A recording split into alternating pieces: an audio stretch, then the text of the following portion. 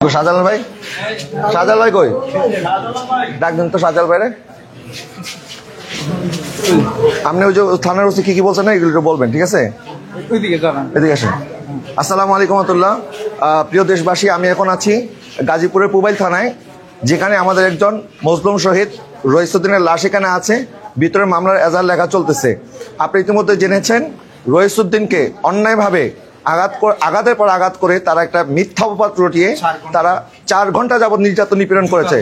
জুতার মালা পলি একজন আলেমে দিনকে তারা প্রকাশ্য দিবালোকে তারা গাছের সাথে বেঁধে তারা অপমান অপদস্থ করার এমন কোনো পন্থা বাকি রাখে নাই, যেখানে প্রশাসন তাদেরকে নিরাপত্তা দিয়ে তাকে সুস্থ হওয়ার জন্য তাকে হসপিটালাইজ করে তার সুচিকিৎসা ব্যবস্থা করা দরকার, সেখানে প্রশাসনের অবহেলার কারণে আজকে আমাদের এই ভাইটা শহীদ হয়েছে।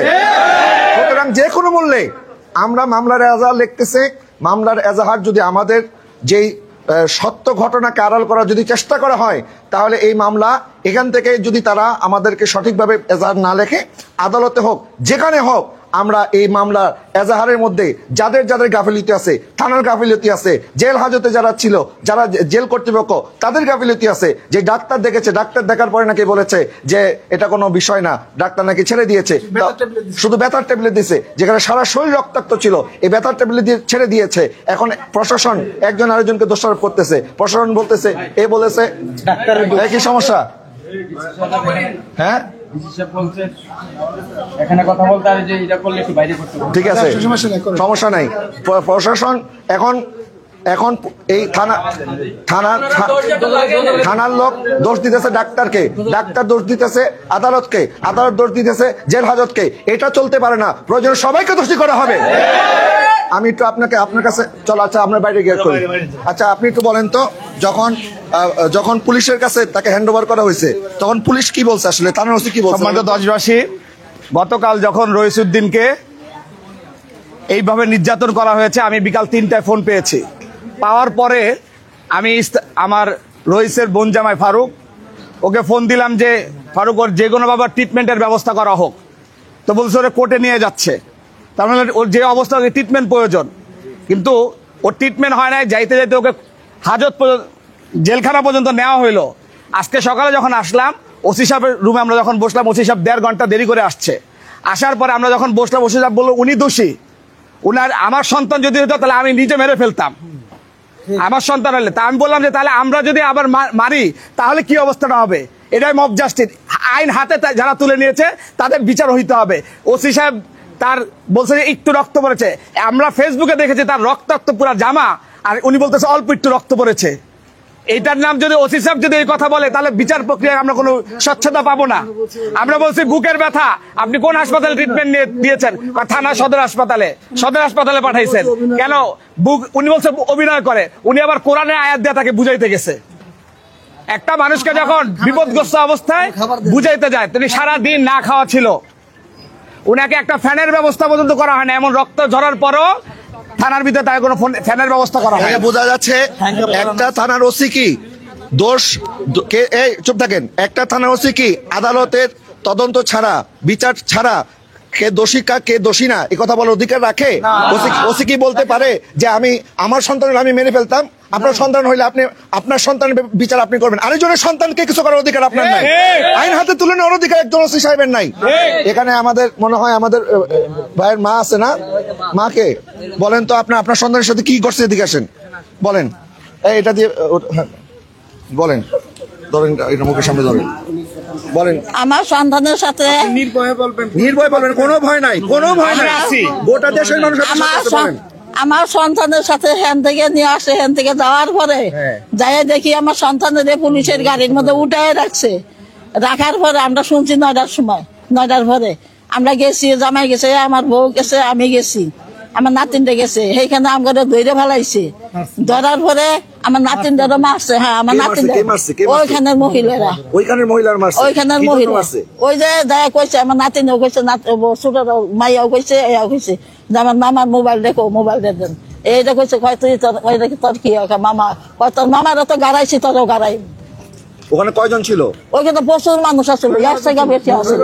10-12 জন ছিল। না, বহু মানুষ, শত শত মানুষ। আচ্ছা যাই হোক, আপনারা যখন অসুস্থ অবস্থায় থানায় নিয়ে আসছেন, এরপর থানার ওসি আপনাদের সাথে কি বলছে বলেন? ও সে বলছে এইখানে পুলিশেরা তো আমরা ভিতরে যাইতে দেয় নাই, পোলারে নিয়ে গেছে, ওই রুমটাই বসাইছে, ওই রুমা থেকে সেই রুমটাই নিয়ে গেছে। সন্তানকে শুনে শুনে ওই রুমটাই নিয়ে গেছে। ওই রুমে নিয়ে যাওয়ার পরে ওখানে গেছে, খালি মাথায় গেছে তা আমার বউ গেছে, কয় তাইলে কি হয়েছে, আমার বুকের ব্যথা করে। তা আমি আবার পাশে খারাপ, আমি যে মাথাটায় হাত দিয়ে বলান দেবো, আমার এতটুকু করতে দেয়নি, পুলিশ আমার ঘর থেকে বাইক দিয়ে দিচ্ছে। পুলিশ থাকতে দেয় নাই? না, থাকতে দেয় নাই, থাকতে দেয় নাই। এর পরে আপনি কি হন? আপনি এদিকে আসেন, এদিকে আসেন, আসেন আসেন আসেন। থাকতে দেয় নাই, থাকতে দেয় নাই। না থাকার সত্ত্বে আমার পোলার এই যে এখানে একটা সিফের ঘর আছে, এই যে একটা সিফের ঘর, ছোট্ট একটা রুমের মতন, এই রুমটার মধ্যে দিছে। এই রুমটার মধ্যে দেওয়ার পরে আমার পোলা উটকাইতে সকালে নাস্তা খাইতে বসে, এখান থেকে ডাইকে আমার পোলারে বসছে। কালকে সারাদিন কিচ্ছু আমার বাবা খায় নাই। পুলিশও খাইতে দেয় নাই? না, পুলিশও খাইতে দেয় নাই। পুলিশ যখন দেখছে যে সে মুমূর্ষ, একটু পানিও দেয় নাই? পানি আমরা আইনে দিছি, পানি আইনে দিছি। কয়তে তুলে কলম তো পেশা করছে, কয়তে তুলে আইনে দেন। আমার জামাই আইনে দিছে, কয়তে তুলে আপনার আগে খাইলাম, হার পরে দেন। এরপরে আবার কেছে পেটের ব্যথা, কয় গ্যাস্ট্রিকের ট্যাবলেট এনে দেন, গ্যাস্ট্রিকের ট্যাবলেট দিতে কি পাওয়া যায় না, এইদিক করছে। এরপরে এইখানে থাইকে উটকাইতে মানে যেতক্ষণ আসিল, উটখানের মধ্যে কিছু ছিল না, ওইখানে যাইতেও দেয় না, কয় বুকের ব্যথা। হাসপাতালে নিয়ে যান বলছে, বলার পরে কইছে ওসি বলেছে অভিনয় করে। ও হারা কইছে যে অভিনয় করে। এটা কে বলছে? অভিনয় করে কথাটা কে বলছে? এই যে পুলিশে কইছে। কোন পুলিশ? মানে কোন পুলিশ? এটা তো ভিতরে যাইতে দেয়। থানার পুলিশ বলছে? হ্যাঁ, থানার পুলিশে বলছে। এরপরে আবার ওইখানে লোকেরা এসে এইখানে বইলো, আমার নাতিনে বিস্কুট নিয়ে এলো, পানি নিয়ে এলো, খাইলো। 2-3 জনের ধইরে কাইতে বুকে মিলাইয়া বাবা ন কিছু না কইলাম। কয়ার পরে কইতেছে, আপনি তো কপাল ভালো, আপনার ছেলের তো সবাই বলছিল যে কাইতে বাগা না গাইতো, হেন তো মাইরা ছাইরা দিছি, পোলা পানারে বেশি মারতে দিই নেই, পুলিশের দিছি। এইখানে পুলিশের দিছে তো পুলিশ চিকিৎসা করবে না? এইখানে এবং যারা মারছে এদেরকে গ্রেফতার করবে না? পরে এইখানে করার পরে যখন যাইতেই দিল না, এরপরে 4টা বাজে যখনকে গাড়িতে উড়াই নিয়ে যায়, উটকাইতে তো জানছে সারাদিন না খাওয়া। আমার পোলা তো এমনি পেট নাম দেয়া, আর কমে হইলেও হয়তো না। হেসিং করলো কি হ্যান্ডগ্যাট না গাইয়া আপনাকে নিয়ে গেল, আসতে পারে না। আচ্ছা আচ্ছা, আপনার কি হয়? আপনার কি হয়? আমার ছোট ভাই। আপনার ছোট ভাই? জি। তা আপনাদের সাথে কি আচরণ করছে প্রশাসন বলেন তো একটু? আমি আসছিলাম না। আপনি আসছিলেন না? আমি আজকে সকাল আসছি, আপনার কাছে তো আসাই আমার ভাই কিছু বিচার চাই। কে ছিল? আপনার কোন বোন ছিল? হ্যাঁ, বুকের ভিতরে পারাইছে। কে বুকে পারাইছে? ওই জায়গার লোকে, যে জায়গায় ওরা মারছে, বুকের ভিতরে ডাইরেক্ট পারাইছে। এরা কয়জন ছিল ওখানে? ওখানে কয়জন? 3-4 জন লোক। 3-4 জন লোক এই কাজটা করছে? ভিডিওর উপরে পড়েছে আছে। আচ্ছা। 3-4 জন লোক। ওর থেকে কমে 3-4 জন লোক। আচ্ছা, কি জন্য হাত তুলছে? আমি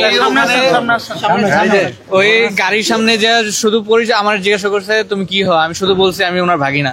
উনি আমার শার্টের কলার টান দিয়ে ছিঁড়ে ফেলে বলতেছে যে ওরে আগে মার। ও এনে পরিচয় দিতে আসছে কেন?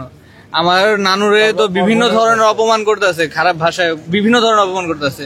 আর মামা যে গাড়িতে বসা ছিল, যে সিটে ছিল, ওই সিটের থেকেও মারতেছে বাইরে থেকে। ওরা যে অভিযোগটা করছে এটা তো 1 মাস আগের অভিযোগ, 2 মাস আগের অভিযোগ। তো 2 মাস যাবত কি কেউ এই পর্যন্ত কোনো কথা বলছে? এই পর্যন্ত কোনো কথা বলে নাই? এলাকার কেউ এই বিষয়ে কিছু জানে না? আচ্ছা, যার সাথে এই ঘটনার ব্যাপারে বলা হইতেছে, ওর গার্জিয়ান কি এখানে আছে? না, এখানে নাই। হ্যাঁ, অভিযোগকারী কোথায়? এখানে কেউ আসে না। ওরা এখানে আসে নাই? হ্যাঁ, এই ব্যাপারে থানায় কোনো অভিযোগ নাই, মানে সাজানো নাটক পুরো পরিকল্পিত। আচ্ছা, এখানে ওই কই ওমর ফারুক ভাই কই? আচ্ছা ভাই বলেন তো, আমাদের ওমর ফারুক ভাই রইসুদ্দিন ভাইয়ের আপনি কি লাগেন একটু বলেন, আর কি করছে প্রশাসন আপনাদের সাথে, এটা বলেন। রইসুদ্দিন আমার বোনজামাই। তো আমি গতকালকে তার ফেসবুক আইডি থেকে আমি একটা লাইভ পাই, সেখানে লেখা যে আমি ইহুদি, আমি খ্রিস্টান, আমি অন্যায়কারী, এই সমস্ত যখন বিভিন্ন খারাপ ভাষায় লেখা এবং তাকে রক্তাক্ত ছবি দেখি, তখন সাথে সাথে তার নাম্বারে ফোন দেই।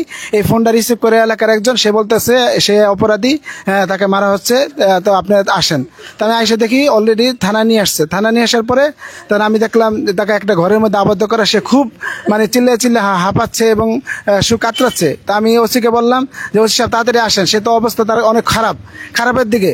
তখন সে আসলো, এসে বললো আপনি সরেন যান, তার কিছুই হয় নাই, হ্যাঁ তার কিছু, সে অভিনয় করতেছে, এগুলো সব অভিনয়, এগুলো আমার জানা আছে। আমি বললাম না, এটা আপনি অবহেলা করেন না, আগে চিকিৎসা করেন। বললেন না চিকিৎসা করা লাগবে না। এই বলে তাকে কোনো খাবার দাবার কিছুই দেওয়া হয় নাই। সে আসলে বারবার আকুতি করছে, আমাকে একটু চিকিৎসা করেন, আমাকে একটু চিকিৎসা করেন, আমাকে একটু খালি জায়গায় নেন। সে বারবার বলার পরও কিন্তু ওসি কোনো তোয়াক্কা না করে তা ওখানে রাখছে। প্রায় দীর্ঘ সেই 11টা থেকে 3টা পর্যন্ত সেই অসুস্থ একটা মানুষকে ছোট্ট একটি ঘরের মধ্যে, সে তার হাঁপানি রোগ, সে অসুস্থতা বোধ করতেছে, তারপরে তাকে বের করে নাই। তো সর্বশেষ ওই তারা প্রায় একজন মামলা করতে আসলে মানুষ 2 জন আসে, কিন্তু তারা গ্রুপিং ভাবে 12 থেকে 13 জন লোক এসে মামলা করছে। মামলা করার পরে আমাদের সাথে কিছু লোক কথা বলছে, আর ভিতরে কিছু লোক কথা বলে তাকে মামলার কাগজ যখন রেডি করেছে সাথে সাথে তাকে বের করে নিয়ে গেছে। আমরা আজকে সেখানে সে ঘটনাস্থলে যাওয়ার পরে এলাকার মানুষ থেকে আমরা তদন্ত করছি, জানতে পারছি সেখানে গতকালকে পরশুদিন সে মার্চ ফর গাজা যে আমাদের আহলে সুন্নতের যে প্রোগ্রাম আছে ওখান থেকে রাতে আসছে। আসার পরে সকালবেলা ফজরের নামাজ পড়ে সে 7টার দিকে নাস্তা খাবে। তো তখন কিছু এই দুশ্চক্রী লোকগুলি তারা 2 জন ছেলে দিয়ে তাকে ডাকাইছে। ডাকানোর পরে একটা সেই দোকানে নিয়ে গেছে। দোকানে যাওয়ার পরে তাকে মারধর করার পরে তাকে জোরপূর্বক স্বীকারোক্তি করাইছে যে 2 মাস আগে 1/3/2025 সনে একটা ছেলেকে নিয়ে ঘুমের ওষুধ খাওয়াইছে, ইত্যাদি ইত্যাদি খারাপ কাজ করছে। আমার প্রশ্ন হলো যে যদি খারাপ কাজ করে থাকে তাহলে 2 মাস আগে বললো না কেন? 2 মাস আগে বললো না কেন? আমাদের প্রোগ্রামের পরের দিনেই তাকে বলা হলো। এর কারণ অবশ্যই তাদের পরিকল্পিত এবং ষড়যন্ত্রমূলক এই হত্যাকাণ্ড তারা ঘটাইছে। এর আমরা সুস্থ বিচার চাই। যারা এর সাথে জড়িত সে তাদের প্রত্যেকের আমরা ফাঁসি চাই। এইখানে মূল ব্যাপারটা দেখতে আমি এলাকা চিনি, আমার বাসা পাশের গ্রাম, ওই এলাকাটা মূলত বাতিল অধ্যুষিত এলাকা। এই বাতিল অধ্যুষিত এলাকা তারা মূলত প্ল্যান করে পরিকল্পনা করে এটা ঘটাইছে। 2 মাস আগে একটা ঘটনা মিথ্যা অপবাদ দিয়া তাকে চা খাওয়ার দোকান থেকে নাস্তা তুলে এনে তাকে বেধড়ক মারপিট করে 4 ঘন্টা, আমি মনে করি এই থানার ওসি এর মধ্যে আছে। কারণ আচ্ছা, পাশাপাশি আপনারা যারা ফেসবুক ইউটিউবের মধ্যে বিভ্রান্ত হচ্ছেন যে তাকে একটা যে শিশু নির্যাতনের অভিযোগে তাকে এখানে আটক করা হয়েছে, এবং যে সমস্ত মিডিয়া, এই কথা বলেন না, যে সমস্ত মিডিয়া এটা নিউজ করছে প্রমাণ হওয়ার আগে কোনো মিডিয়া এটা নিউজ করতে পারে না যে সে বলাৎকার করছে। এই ধরনের মিথ্যা নিউজ করে আমার ভাইকে মারা যাওয়ার আগে বহুবার মারা হয়েছে, তাকে আঘাতের পর আঘাত করা হয়েছে। একটা আলেম, একটা মসজিদের ইমাম সাহেব, একটা ইমাম মানে হচ্ছে একটা এলাকার নেতা, একটা নেতাকে প্রকাশ্য দিবালোকে গাছের সাথে বেঁধে কিভাবে জুতার মালা পরিয়ে তারা এইভাবে আঘাত করেছে, এটা কখনো মেনে নেওয়া হবে না।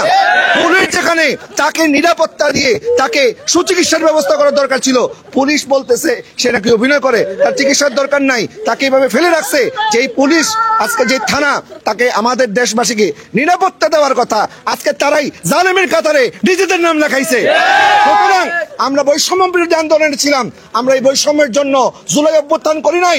আজকে এই মব জাস্টিসকে যদি এই প্রশাসন বন্ধ করতে না পারে তাহলে এই প্রশাসন এই পদে বসে থাকার তাদের কোনো অধিকার নাই। আমরা মব জাস্টিস আর সহ্য করবো না। আমি একটু আপনাদেরকে আমার সহিত আমাদের রইসুদ্দিন ভাইয়ের লাশটা আমরা একটু দেখাইতে চাই। আসেন, এখানে আমাদের রইসুদ্দিন ভাইয়ের লাশ আছে।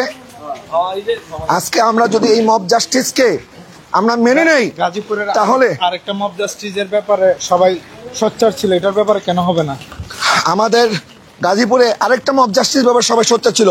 আমি আপনাদেরকে একটা কথা বলি, এখানে কোনো দল নাই, এখানে কোনো মত নাই। আপনার সাথে আমার আকীদার মতের দ্বিমত থাকতে পারে, আপনার আকীদা আপনার কাছে, আমার আকীদা আমার কাছে। আমি একটা মানুষ হিসাবে আপনাদের কাছে প্রশ্ন রাখতে চাই, একটা মসজিদ ইমাম সাহেবকে কি একটা ঠুনকো অভিযোগে, একটা মৌখিকভাবে যে কোনো একটা অভিযোগের ভিত্তিতেই কি তাকে এইভাবে প্রকাশ্যে অপমান অপদস্থ করে গণপিটুনির নামে তাকে হত্যা করে, তাকে এভাবে আহত করে থানার মধ্যে রেখেছে, থানা অবহেলা করেছে। থানা বলতেছে যে ডাক্তার অবহেলা করছে, ডাক্তার বলতেছে যে আদালত অবহেলা করছে, আদালত বলতেছে কারাগার অবহেলা করছে। আমরা এত অবহেলা শুনতে চাই না। প্রত্যেকটা আসামি করা হবে। থানা যদি মামলা না নেয়, মামলা কিভাবে না হইতে হয় এটা আমরা করব। আর দেশবাসীকে আপনাদেরকে বলবো, যতক্ষণ বিচার না হবে আমরা কিন্তু ছাড়তেছি না, এটার বিচার হতে হবে। আমি তো আপনাদেরকে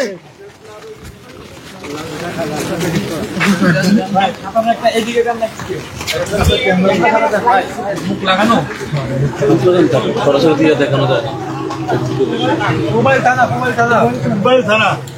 এখানে গাজীপুর মেট্রোপলিটনের মোবাইল থানা। আমরা এখানে আসি আসলে আমার ভাইয়ের পাশের সামনে আমরা দাঁড়ায় একটা আলেমের উপরে এই বড় জুলুম।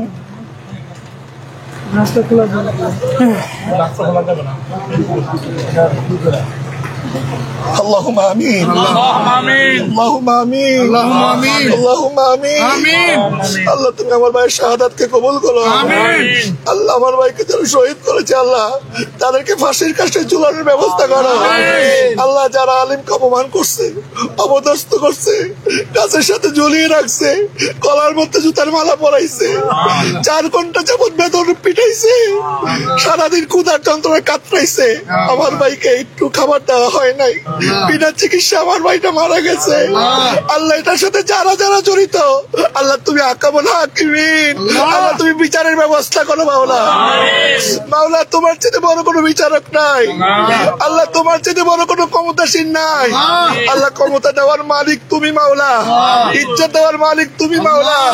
আল্লাহ আমার ভাইকে বেজ্জত করে তারা যেভাবে নিষ্ঠুর ভাবে হত্যা করছে আল্লাহ সুষ্ঠু তদন্ত করে দোষীদেরকে যেন আমরা বিচারের কাঠ করে দাঁড় করাইতে পারি। আমাদেরকে সেই ইমানি জজবা দান করো। আমাদের দেশ থেকে মব জাস্টিসকে তুমি তুলে দাও মাওলা। এই দেশ থেকে জুলুম নির্যাতন বন্ধ করে দাও মাওলা। আল্লাহ যারা জালিমের সাথী আল্লাহ ওই সমস্ত জালিমের সাথীদেরকে আল্লাহ তুমি দ্রুত পতনের ব্যবস্থা করো আল্লাহ। যারা জালিমদের সাথে হাত মিলায়, যারা জালিমের জুলুমের পক্ষে কথা বলে আল্লাহ তাদের কণ্ঠকে তুমি রোধ করার ব্যবস্থা করে দাও। রব্বিক ফির ওয়ারহাম আনতা খায়রুর রাহিমিন, হাসবুনাল্লাহু ওয়া নি'মাল ওয়াকিল, নি'মাল মাওলা ওয়া নি'মান নাসির। আল্লাহ আমার ভাইয়ের বাচ্চাগুলো এতিম হয়ে গেছে আল্লাহ। তারা আল্লাহ ছোট্ট মেয়েটা বাবাকে বাবা বলতে পারবে না আল্লাহ। আল্লাহ তার সাহারা, আল্লাহ তুমি তার সাহারা হয়ে যাও আল্লাহ। আজকে সন্তান হারাইছে মা, ভাইকে হারিয়ে বোন কাতরাচ্ছে, স্বামীকে হারিয়ে স্ত্রী কাতরাচ্ছে আল্লাহ। পরিবারের সহায় তুমি হয়ে যাও মাওলা। সাল্লাল্লাহু তাআলা আলা খায়রি খালকি ওয়া নূর আশি সাইয়্যিদিনা মুহাম্মাদি ওয়া আলা আলিহি ওয়া আসহাবি আজমাইন বিহাক্কি লা ইলাহা ইল্লাল্লাহু মুহাম্মাদুর রাসূলুল্লাহ। দর্শক আমরা এডিসি মানে আছে, এডিসি লেগাতে দেখা করে চলেন। এডিসি মহোদয় থানা এডিসি আছে, আমরা একটু এডিসির সাথে কথা বলবো। ওসির গাফিলতি ছিল, হ্যাঁ আপনারা কোনো ব্যবস্থা নেবেন না কিন্তু বলেন। আর ওসি পলাইছে, ওসি নাই এলাকা পলাইছে, ওসি পলাইছে, ওসির নামে আলাদা করে অভিযোগকারী, ওসির নামে মামলা হবে আলাদা। হ্যাঁ আমরা একটু এডিসি মহোদয়ের কাছে যাচ্ছি। মহোদয় বলতে আসলে ইচ্ছা হচ্ছে না, যারা এত বড় জুলুমের সাথে জড়িত। আমি একটু এডিসির সাথে কথা বলবো। জি জানানো হয়েছে বিষয়টা, দুজনই এই বিষয়টাকে জানে। এমনকি আজকে ঢাকা এমনকি চট্টগ্রামে বিক্ষোভ মিছিল হয়েছে, গাজীপুরেও হয়েছে। এমনকি ঘটনা খুব তাৎক্ষণিকভাবে প্রতিক্রিয়ার কারণে অনেকগুলো জেলা থানে আগামীকালকে হয়ে যাবে। তো এই বিষয়টা আশা করি ওইভাবে আলোচিত মামলা হিসাবে আপনারা ওইভাবে লেখা হয়ে গেছে, আমাদের লেখা হয়েছে।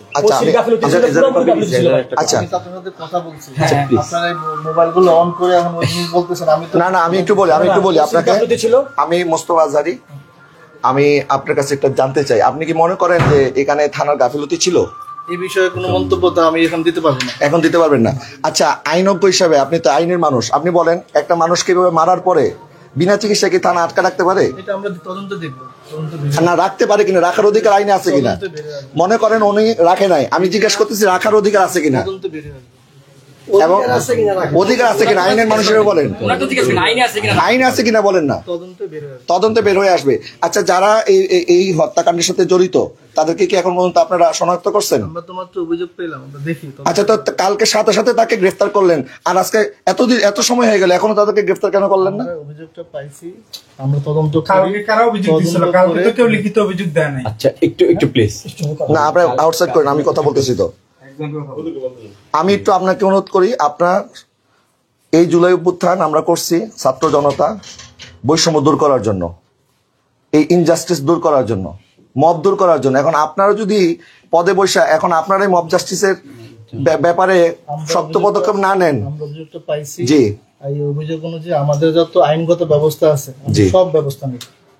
এটা আপনি দেশবাসীকে কথা দিতে হবে যে আপনারা সব ব্যবস্থা নেবেন। আমরা আপনাদেরকে আর বিশ্বাস করতে পারতেছি না, কারণ কালকে যদি আপনারা আমার ভাইকে সুষ্ঠু চিকিৎসার ব্যবস্থা করতেন তাহলে আজকে সে মারা যাইতো না। আপনারা আইনের মাধ্যমে আপনারা আমি বলি এই দাঁড়াও, তাকে কথা কেউ বলবেন না, তাকে চিকিৎসা দিয়ে কোর্টে তুলে তার বিরুদ্ধে যে অভিযোগ আছে এটা তদন্ত হবে, তারপরে আদালত বিচার করবে যে তার জেল হবে না ফাঁসি হবে না কি হবে, তাই না? কিন্তু আপনারা এখন দোষ দিতেছেন, পুলিশ বলতেছে ডাক্তার ঠিকভাবে আমাদেরকে প্রেসক্রাইব করে নাই, ডাক্তার বলছে যে কোনো অসুবিধা নাই, শুধুমাত্র তারে কয়েকটা ব্যথার ওষুধ দিয়ে ছেড়ে দিছে। এরপরে আপনারা বলতেছেন যে এখন আবার ভিতরে একজন বলতেছে যে আদালত তিনি কেন বললেন না যে তাকে সুস্থতা দেওয়া হোক, এখন ম্যাজিস্ট্রেটের বিরুদ্ধে এরা বলতেছে।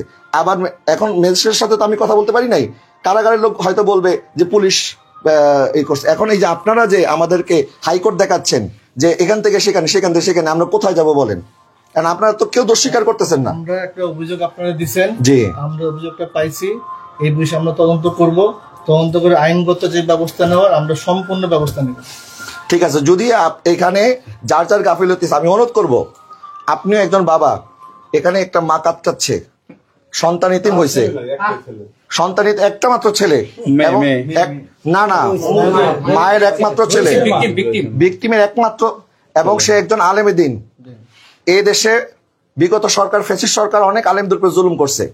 বর্তমান সরকার যদি এখন আলেমদের উপর জুলুম করার এই ট্রেডিশন চালু করে তাহলে কিন্তু খুব ভালো কিছু হবে না, তাদের যে পরিণতি হয়েছিল এদেরও একই পরিণত হবে। তাকে আমরা 15-20 বছর থেকে চিনি, যে অভিযোগ তাকে দেওয়া হয়েছে তাকে যত লোক চেনে, একটা লোকও এই অভিযোগটা পুনঃ, কারণ মানুষের চরিত্র বিষয়টা 10-15-20 বছর একজন মানুষের সাথে মিশলে কিছুটা অনুমান করা যায়। তার মতো নীরব, এত বিনয়ী ওসি সাহেব বলছে যে আমার ছেলে যদি করতো আমি তারে মেরেই ফেলতাম। ওসি বলছে, ওসি কি কথা বলার ক্ষমতা আছে? বলতে পারে আপনার ওসি সকালে বলছে, ওসি কোথায়? ওসি কোথায়? ওসি নাই কেন? আমি তাকে পিটাই মারতাম। ওসি কই? ওসি কই?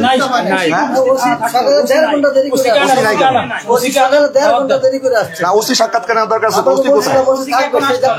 ওসি নাই কেন?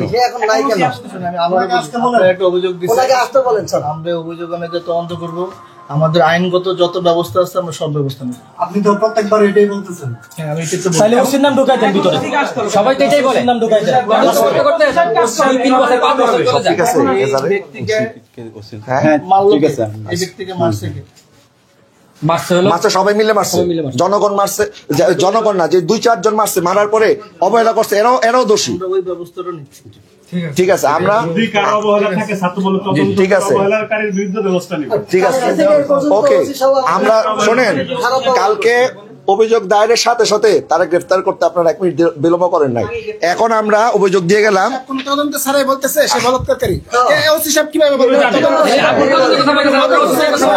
আচ্ছা শোনেন, আচ্ছা শোনেন, আর একটা জিনিস আমি একটা কথা শেষ করি।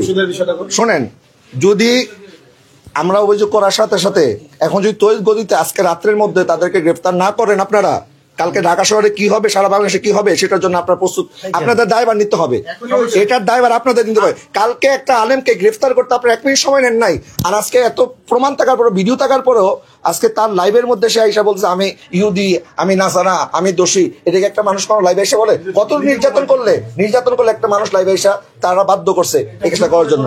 যারা করছে এদেরকে যদি আজকে সেটাই তো তারাই তো করছে, তারাই করছে। এটা যদি তাৎক্ষণিক আপনারা রেপিড অ্যাকশন না নেন, তাহলে আমরা স্বরাষ্ট্র উপদেষ্টার সাথে কথা বলে এই থানা সহ আরো যারা এটার সাথে জড়িত তাদের ব্যাপারে কিন্তু আমরাও ব্যবস্থা নিতে পিছপা হব না। সেই জন্য লাইভের ব্যাপার থেকে প্রমাণিত হয় যেটা বলাৎকারের জন্য না, অন্য কোনো উদ্দেশ্য ছিল। এবং 26 তারিখ আমাদের ঢাকা যে মহাসমাবেশ হয়েছে ইসরায়েলদের বিরুদ্ধে, গাজার মুসলমানদের পক্ষে, সেখান থেকে আসার সাথে সাথে ভারতের বিরুদ্ধে, ভারত মিয়ানমার এবং ইসরায়েলিরা যে, আপনারা কেন কথা ইন্টারাপ্ট করেন? আমাকে কথা বলতে দেন। গাজায় মজলুম মুসলমানদের পক্ষে ফিলিস্তিনের যে গণহত্যা চলতেছে, ভারতের মধ্যে মুসলমানদের উপর যেই অত্যাচার চলতেছে, মিয়ানমারের মধ্যে অত্যাচার, তার প্রতিবাদে আমরা যে সংহতি সমাবেশ করলাম, সেখান থেকে আসার পরই কেন তার সাথে এমন আচরণ করলো? এটা তো 2 মাস আগের ঘটনা। তারা যেটা বলতেছে, তো 2 মাস পর্যন্ত তারা কোথায় ছিল? 2 মাস পর্যন্ত তারা তদন্ত না। এই বিষয়গুলো উঠাই নিয়ে জি আমি কিন্তু আপনাকে বিশ্বাস করতেছি, প্লিজ এটা আপনি একজন মানুষ হিসেবে সত্যের পক্ষে থাকবেন ইনশাআল্লাহ। হিসাবে আমি আপনার প্রতি কৃতজ্ঞ থাকবো যদি আপনি দায়িত্ব নেন।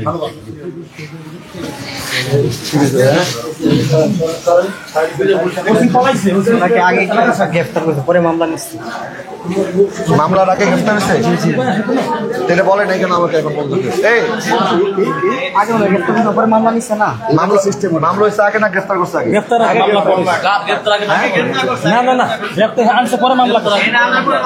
আগে গ্রেফতার করছে পরে মামলা নিচ্ছে। মামলা ছাড়া গ্রেফতার করছে কেন? গ্রেফতার করছে পরে মামলা দিচ্ছে। এখানে এখানে এই যে এখানে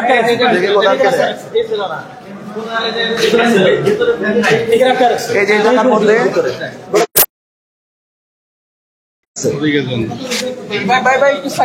আচ্ছা এখন আমরা রাহিম ভাই আমাদের জানাজার পরে এই যে সময়টুকু এর বেশি আমরা সময় দিব না। জানাজার পরে এর মধ্যে যদি মামলা রুজুর কোনো সংবাদ না আসে আমরা মহাসড়ক আটকাবো। ঠিক আছে, এর মধ্যে রুজু না হলে মহাসড়ক আটকাবো। ওই এলাকায় যাবো আমরা, এই তো আমরা ওই এলাকায় যাবো। হ্যাঁ, আসামি গ্রেফতার না হলে ওই এলাকা না, মহাসড়ক ঘেরাও গাজীপুর মহাসড়ক। বাদ মাগরিব রইসুদ্দিনের শহীদ মাওলানা রইসুদ্দিনের জানাজার নামাজ কোথায় হবে?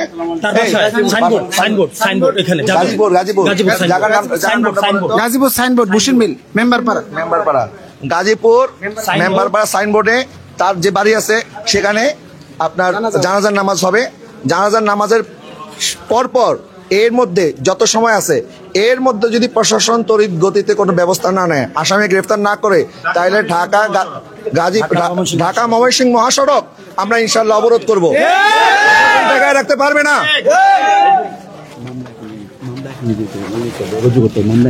মামলা এখনই রুজু করতে হবে, এখনই রুজু করতে হবে। জানাজার নামাজের শেষ হওয়ার আগে আমরা এখানে আছি, আমরা এখান থেকে যাব না, আমরা তো জানাজা ওখানে মাগরিবের পরে কাছাকাছি আছে। কোনটা আমরা বলা আছে, সব বলা আছে। এখন এটা ওনাদের দায়িত্ব ওনারা করবে। কালকে যদি ওরা তড়িৎ গতিতে তারা গ্রেফতার করতে পারে, আজকে কেন পারবে না? এখন গ্রেফতার করতে হবে। এবং জানাজা নামাজের আগে যদি আসামিদেরকে গ্রেফতার করে জেল হাজতে না ঢুকায়, তাইলে ঢাকা ময়মনসিংহ মহাসড়ক অবরোধ করা হবে। এবং শুধু ঢাকা ময়মনসিংহ অবরোধ নয়, সারা বাংলাদেশে আমার কুমিল্লার বাইরে যারা আছেন, চট্টগ্রামের বাইরে যারা আছেন, সিলেটের বাইরে যারা আছেন, ঢাকা এবং আশেপাশে যে সমস্ত ভাইরা আছেন, আমরা যদি ঘোষণা দেই, আমরা ঘোষণা দিলে আপনার সারা বাংলাদেশের রাস্তা অবরোধ করার জন্য প্রস্তুতি নিতে থাকেন, বিচার না হওয়া পর্যন্ত। এটা আমাদের ভিকটিম মারা গেছে, আর কোনো তদন্তের দরকার নেই। এখনই মামলা রুজু করবে, এমনকি মামলা ধারা বসে আমাদেরকে কপি দিবে। আসামি অ্যারেস্ট করতে হবে এখনই। তদন্ত আবার কিসের? কিসের তদন্ত আবার? আসামি গ্রেফতার করতে হবে তাড়াতাড়ি। লাইভ ভিডিও আছে, তদন্ত কি আবার? সমস্ত কিছু প্রমাণ আছে, সমস্ত কিছু প্রমাণ আছে। তারপরে তো তদন্ত করবে। পরে আগে আসামি গ্রেফতার করতে হবে।